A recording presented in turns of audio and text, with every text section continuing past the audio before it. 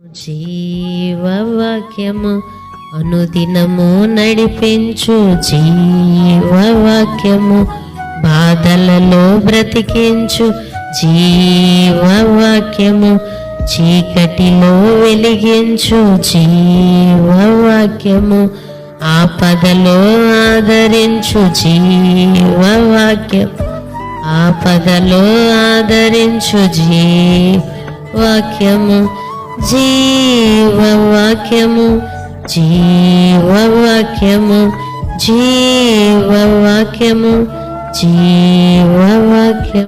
దేవుని నామానికి మహిమ కలుగును గాక.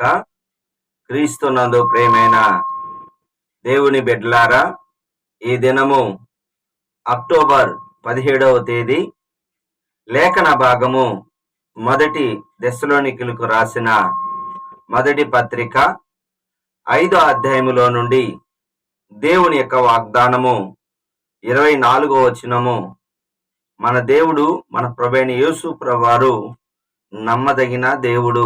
అవునండి, మరి ఈ లోకంలో మనుషులు నమ్మదగిన వాళ్ళు కాదు. లోకంలో ఒక సామెత ఉంది, ఎందుకు నన్ను మోసం చేశావు అని అడిగినప్పుడు, మరి నువ్వు నన్ను నమ్మావు కదా, అందుకే నేను నిన్ను మోసం చేశాను అంటారు. అవును, నమ్మిన వాళ్ళని మోసం చేస్తారు, కానీ యేసయ్య నమ్మిన వారికి వాగ్దానం చేస్తాడు. హల్లెలూయా. నువ్వు నిజంగా నేను పాపిని, నా పాపాలు ఒప్పుకుంటే ఆయన నన్ను క్షమిస్తాడని నువ్వు నమ్మితే ఆయన ఎంత నమ్మదగిన వాడో తెలుసునా? యోహాను రాసిన మొదటి పత్రిక 1వ అధ్యాయం 9వ వచనములో, మన పాపములు మనం ఒప్పుకొని ఎడల ఆయన నమ్మదగిన వాడు, నీతిమంతుడు గనుక సమస్త దుర్నీతి నుండి మనల్ని పవిత్రులుగా చేయను. అవునండి, మన దేవుడు పవిత్రపరిచే దేవుడు. సీమోని ఇంటికి వచ్చినప్పుడు మరి పాపాత్మరాలు స్త్రీ యొక్క విస్తారమైన పాపమును క్షమించాడు. అంటే ఆమె నమ్మింది, నేను యేసయ్య దగ్గరకు వచ్చి ఆయన పాదాల మీద నీ కన్నీళ్ళు విడిచి నా మనస్సులో నా హృదయంతరంగంలో ఈ యొక్క నెమ్మది లేని ఈ జీవితానికి కారణం నా పాపములే అని తెలుసుకొని, అవును నేను ఆయన దగ్గరికి వెళ్తాను అని సీమోని ఇంట యేసు ప్రభువారు కూర్చొని ఉన్నాడని, భోజనానికి వచ్చి ఉన్నాడని తెలుసుకొని పరిగెత్తుకుంటూ వెళ్ళి ఆయన పాదాల మీద పడి కన్నీళ్ళు విడిచి తల వెంట్రుకలతో ఆయన పాదాలు తుడుస్తూ మరి అత్తరు పూసింది. అవునండి, ఇంకన్నిటికంటే ముఖ్యంగా ఆయన పాదాలు ముద్దాడింది. ముద్దు పెట్టుకోవటం మానలేదు. అవునండి, దేవుడు మనం ఎంతగా ప్రేమిస్తామో ఆమె విస్తారంగా ప్రేమించింది. విస్తారమైన పాపాలు క్షమించబడ్డాయి.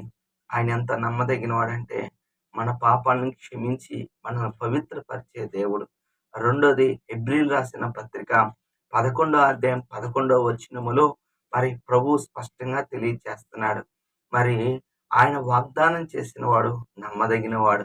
అది నమ్మిన శారా వయసు గతించినను వృద్ధురాలైనప్పటికీ, గర్భము మూయబడినప్పటికీ ఆ మృతతుల్యమైన గర్భం నుండే ఇస్సాకు అనే ఒక నవ్వు కలగజేశాడు. హల్లెలూయా. కనుటకు శక్తినిచ్చాడు. కారణం మరి ఆ యొక్క విశ్వాసము, ఆ యొక్క సహనమే ఆ వాగ్దానాన్ని పొందుకుంది. మరి గుర్తుపెట్టుకోండి, మరి మొదటిగా ఆయన నమ్మదగినవాడు, నీ పాపాలు క్షమిస్తాడు. రెండోది, నీకు మాట ఇస్తే ఆయన ఎంతైనా నమ్మదగినవాడు. ఆలస్యం కావచ్చునేమో కానీ అది ఖచ్చితంగా ఆశీర్వాదకరంగా ఉంటుంది. హల్లెలూయా. అలాగనే ఒప్పుకోవలసిన పాపాన్ని మనం చూసినట్లయితే 3వ వచనము, ఇప్పుడు ప్రపంచమంతా ఎలాగుంది అంటే ఎక్కడ చూసినా పీస్, లోకమంతా నెమ్మదిగా ఉంది, చక్కగా మనం పనులు చేసుకోగలుగుతున్నాం, బాగా డబ్బు సంపాదించుకుంటున్నాం, పెళ్లి చేసుకుంటున్నాం, పెళ్లికి ఇచ్చుకుంటున్నాం, సంతోషంగా ఉన్నది అనుకుంటారు. కానీ రాకడ అనేది రాబోతుంది. యేసు ప్రభువారు ఈ లోకానికి రాబోతున్నాడు. ఆయన రాకడికి ముందుగా కొన్ని సూచనలు జరుగుతాయి. ఏమిటాయి అంటే జనం మీదకి జనమును, యుద్ధములను, అక్కడక్కడ భూకంపాలను, ఆకాశంలో మార్పులు జరుగుతాయి. అలాగనే ఇప్పుడు జరుగుతున్నాయి కూడా. ఎలాగూ అంటే అనేక చోట్ల మరి యుద్ధాలు జరుగుతున్నాయి. జాగ్రత్త, ఇవన్నీ ప్రభు యొక్క రాకడ. ఆ రాకడ ఎలాగుంటుందంటే, నా దినము ప్రభు దినము దొంగ వలె వచ్చును. అంటే ఆ దొంగ చెప్పకుండా వచ్చినట్లుగా యేసు ప్రభువారి దినం అనేది ఒక తెలియకుండా వచ్చేస్తుంది. హల్లెలూయా. బాగా వినండి, ఈ రోజులు ఆ యొక్క యేసు ప్రభువారు మత్తయి సువార్త 24వ అధ్యాయం 38వ వచనములో ఈ అంత్య దినాలలో నోహు దినాల్లాగా ఉంటాయి. ఏంటి నోహు దినాల్లో? వాళ్ళకి అంత సమృద్ధిగా ఉంది. కింద నుంచే నీటి ఓటలు వాళ్ళకి మంచి ఫలాలను ఇస్తాయి. వాళ్ళకి వర్షం అంటూ తెలియదు. కానీ నోహుతో దేవుడు మాట్లాడాడు. వీరు అన్ని విషయాలు తప్పిపోయారు, అక్రమం చేస్తున్నారు. వాళ్ళ యొక్క ఆలోచన విధానము మరి మార్గము తప్పిపోయింది. కాబట్టి వారిని నేను జల ప్రళయం ద్వారా నశింపు చేస్తానని చెప్పినప్పుడు వాళ్ళు చాలా మంది అయేం పట్టించుకోకుండా చక్కగా ఇల్లు కట్టుకుంటున్నారు, మరి పెళ్లి చేసుకుంటున్నారు, పెళ్లికిస్తున్నారు, హ్యాపీగా జీవిస్తున్నారు. నోవహు ఏంది పిచ్చివాడిలాగా ఓడగట్టుకుంటున్నాడు, వర్షం వచ్చిద్దంట అన్నారు. కానీ అది తినేంత వరకు అక్కడ రాయబడింది, వారికి జల ప్రళయమించేంత వరకు, అంటే వాళ్ళు కొట్టుకుని పోయేంత వరకు వాళ్ళు మేము బాగానే ఉన్నాం అనుకుంటారు. ఆకస్మికంగా గుర్తుపెట్టుకోండి, నాశనము తటస్థిస్తుంది. నీ జీవితంలో ఇప్పుడు 40, 50, 60, 70 ఇంకెంతకాలం ఈ లోకం ఉంటా? దేవుడి ముందు నిలబడవలసి వస్తుంది. జాగ్రత్త, ఆకస్మికంగా మరణం అనేది సంభవిస్తుంది. మరి దేవుడి ముందు నిలబడటానికి శక్తి ఉందా? ఆయన దేవుడని నమ్ముతున్నావా? జాగ్రత్త.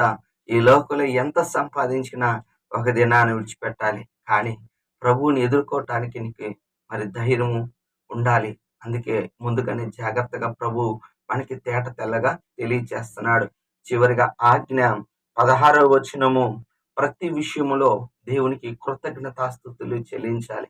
ఈ దినం ఇచ్చాడు అంటే దేవునికి కృతజ్ఞతాస్తుతులు చెల్లించాలి. అలా చెల్లించటము ప్రభు యొక్క చిత్తం. మరి హెబ్రీయులు రాసిన పత్రిక 13వ అధ్యాయం 15వ వచనములో ఎల్లప్పుడూ ఆయనకి స్తుతియాగమును జీవ ఫలమును అర్పించుడి. అంటే స్తుతియాగం చేయవాడు నన్ను మహిమపరచువాడు. మనల్ని దేవుడు పుట్టించిందే మహిమ కొరకు. యెషయా 43:7లో అవునండి, మనము దేవుని స్తుతించాలి. మరి దేవుడు ఎన్నో ఇచ్చాడు, వాటిని బట్టి స్తుతించాలి. లూకాసు వార్త 17వ అధ్యాయంలో మరి 16వ వచనములో ఒకే ఒక్క వ్యక్తి సుంకరి పరిగెత్తుకుంటూ వచ్చి ఆయన గొప్ప శబ్దంతో దేవుణ్ణి స్తుతించాడు, దేవుని మహింపరిచాడు. అంటే మరి మిగతా 9 మంది అనగా మరి 10 మంది కుష్ఠరోగులు ప్రభువుని బ్రతిమలాడుకున్నారు. కన్నీరు విడిచి అయ్యా మమ్మల్ని కనికరించు అన్నారు. అయితే మీరు వెళ్తూ ఉండండి, మీకు దేవుడు అంటే మీకు స్వస్థత వచ్చింది అన్నప్పుడు వారు నమ్మకంతో వెళ్ళారు. స్వస్థత జరిగింది, అందరికి కుష్ఠ తగ్గింది. కానీ ఒక్కడు మాత్రమే దేవుని స్తుతించడానికి వచ్చారు. అవును, మరి దేవుని మహిమపరచాలి. రోమీయులు రాసిన పత్రిక 1వ అధ్యాయం 21వ వచనములో దేవుని మహిమపరచవలసింది పోయి ప్రజలు మరి తన సృష్టికర్తను మర్చిపోయి సృష్టాన్ని పూజ చేస్తున్నారు, బాధ కలగ చేస్తున్నారు. ఈ లోకంలో దేవుని మహిమపరచవలసింది నీ ఉద్యోగాన్ని, లేకపోతే నీ ధనాన్ని, లేకపోతే నీ వ్యాపారాన్ని, లేకపోతే నీకు ఇష్టమైన బిడ్డని, అదే జీవితం అనుకున్నా. దేవుని మహిమపరచడం కొరకే నువ్వు ఉన్నావు. జాగ్రత్త, దేవుడు ఎన్నో మేలులు చేశాడు, గుర్తుపెట్టుకోండి. దాన్ని బట్టి మనం ఎల్లప్పుడూ దేవునికి కృతజ్ఞతాస్తుతులు చెల్లించాలని దేవుడు నీ ద్వారా నా ద్వారా కోరుతున్నాడు. ఇప్పుడే మనం దేవుడికి కృతజ్ఞతాస్తుతులు చెల్లిద్దామా? దేవుడు ఈ మాటలు దీవించును గాక. ఆమేన్. ప్రార్థన చేసుకుందాం. ప్రభువా నీ కొందనాలు, స్తోత్రములు నాయనా. నువ్వెంతైనా నమ్మదగిన దేవుడి. మేము నమ్మదగిన వాళ్ళం కానప్పటికీ నువ్వు నమ్మదగినగా ఇన్ని దినాలు, ఇన్ని సంవత్సరాలు కాచి కాపాడుతున్నావు. నీకు స్తోత్రములు నాయనా. మేము తండ్రి దేవ నోహు దినాల్లో అయ్యా తండ్రి దేవ నిత్యత్వం లేని ప్రజల్లాగా అన్ని జనుల వలె మేము తినుచు త్రాగకుండా ప్రభా నీ రాజ్యమును నీతిని ఎతికే వాళ్ళముగా దయచేయండి ప్రభా. ఎల్లప్పుడూనైనా నీకు స్తుతియాగమును అనగా కృతజ్ఞతాస్తుతులు చెల్లిస్తూ జీవ ఫలమును అర్పించేవాళ్ళండి. మాకిచ్చిన ఈ జీవితాన్ని, మాకిచ్చిన రక్షణ, మాకిచ్చిన సమస్తాన్ని బట్టి నీ కృతజ్ఞతాస్తుతులు చెల్లిస్తూ మహిమ ఘనత ప్రభావాలు నీకే చెల్లిస్తున్నాము తండ్రి. ఆమేన్.